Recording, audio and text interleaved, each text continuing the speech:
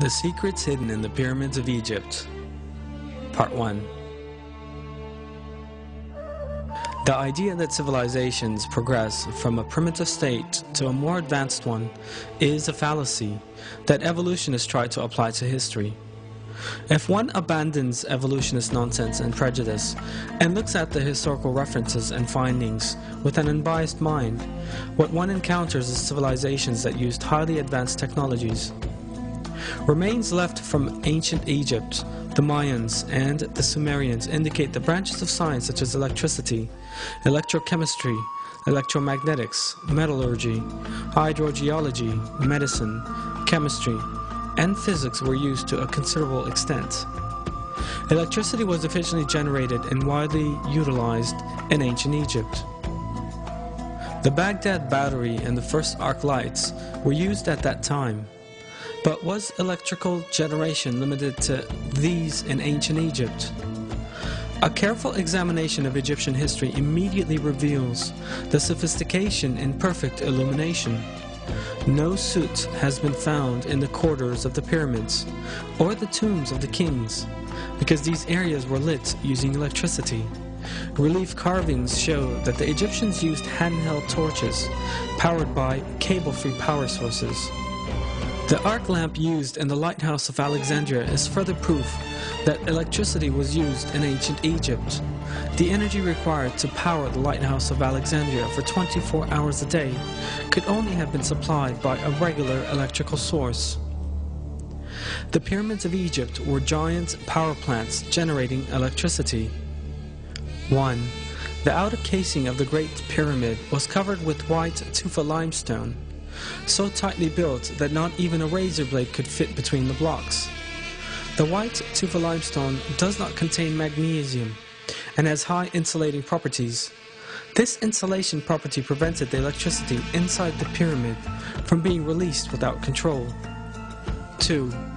The stone blocks used inside the pyramid were made of another form of limestone containing crystal and a small amount of metal, which allow for maximum power transmission.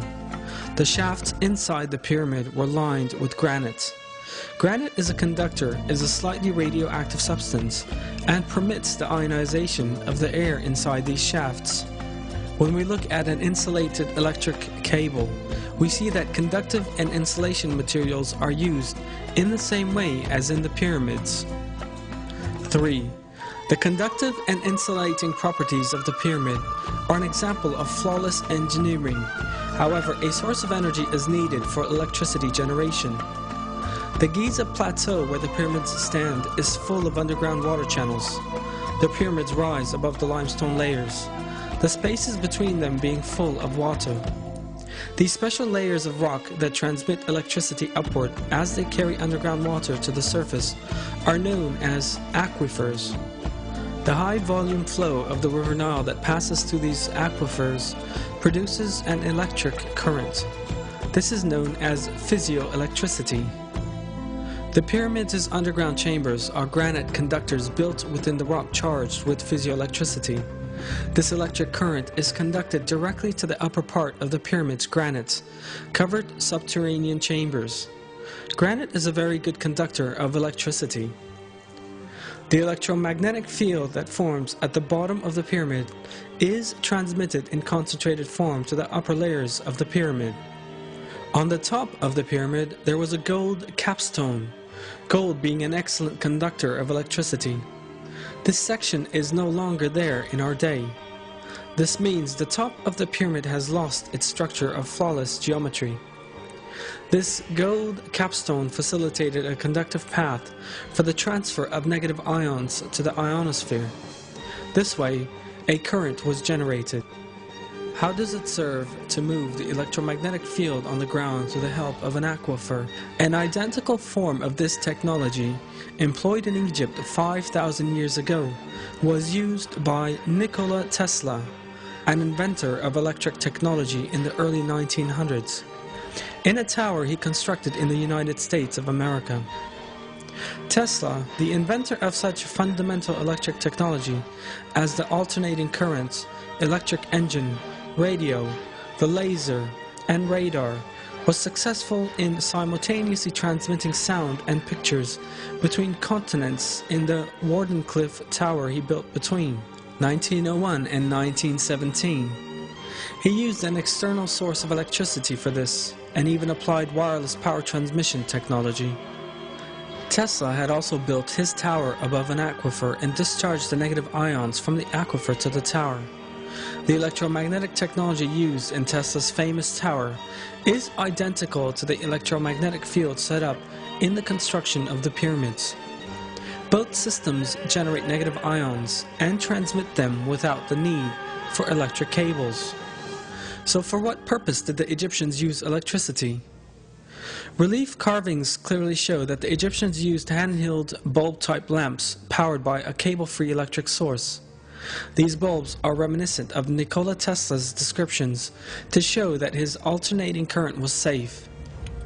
At the 1893 Chicago World's Fair, Tesla transmitted alternating electric current through his body to light a bulb he held in his hand without using electric cables. This relief carving shows a wireless antenna. The Egyptians used the antenna and cable-free energy for wireless communication. And the relief on the left is a carved transmitter with the receiver on the left. This evidence indicates that the Egyptians used free wireless energy for communication purposes. This relief carving shows a yarn manufacturing facility. The yarn Egyptians used for their fabrics at that time were as fine as those manufactured by machinery today. The Egyptians also used electric power in their weaving plants. It was seen that many gold objects which have remained from ancient Egypt were in fact very finely gold-plated. Such perfect gold plating as in these pieces requires the use of electricity. The total electromagnetic measurement made around the Great Pyramid is identical to that made during a thunderstorm with lightning. There's a powerful electromagnetic field around the Great Pyramid. This may be observed through a simple experiment when standing at the top of the pyramid with a bottle wrapped in a damp cloth. Sparks fly away from the bottle as if one were on top of a high-voltage bobbin. The pyramids were not used as tombs. The pyramids have always been interpreted as the tombs of the pharaohs, but in fact no inscriptions of any kind appear in the corridors of the Great Pyramid. This suggests a functional building rather than a mausoleum. An empty stone chest was found on the central axis of the pyramid that archaeologists call the King's Chamber. They claimed that this contained the coffin of the pharaoh, but that since this had been stolen, it was now empty. But the examination of the dimensions of the stone chest and the special location in which it was installed reveals a different state of affairs. That point is just where the missing part of the pyramid's conductive structure and whole design suggests it should be. If a superconductive material was installed here, the pyramid could manufacture enough electricity for all of Egypt. This superconductor is thought to have been the Ark of the Covenant, which was known to have been in Egypt in ancient times, and whose dimensions are just right to fit inside the stone chest. The prophet Moses, peace be upon him, was adopted by Pharaoh, and according to historic records, was raised as an administrator because of his superior moral values, intelligence, and abilities. One of the phases in leadership training in ancient Egypt was the teaching of all the secrets of Egypt and the knowledge of energy. In addition to its other properties, there are also various references to the Ark of the Covenant serving as a capacitor, and that this was the source of Egypt's energy. The prophet Moses, peace be upon him, is known to have taken the Ark of the Covenant with him when he fled Egypt. According to historic references, one of the reasons why Pharaoh chased the prophet Moses, peace be upon him, right up to the last moment and strove to catch him at whatever price was the Ark of the Covenant, because Pharaoh was aware that all the glory and magnificence of Egypt would be lost without electricity. Historic references also show that Egyptian civilization reached its peak during the reign of Ramses II, who lived at the same time as the prophet Moses, peace be upon him. But those civilizations collapsed in less than 10 years, after Ramses II, and Giza was even abandoned. The city, once the center of civilization, remained deserted until the next dynasty settled there. Were the Egyptians the only society to utilize wireless electrical technology? The relief carvings left by the Mayan and Assyrians also contain images of similar techniques to those implied in the pyramids. All this information once again goes to demonstrate that there were no primitive people and societies in the past, as evolutionists would have us believe. In terms of civilization, more or less developed communities have lived side by side at all times throughout history. A society that existed thousands of years ago enjoyed a far more advanced technology compared to one living in the 20th century.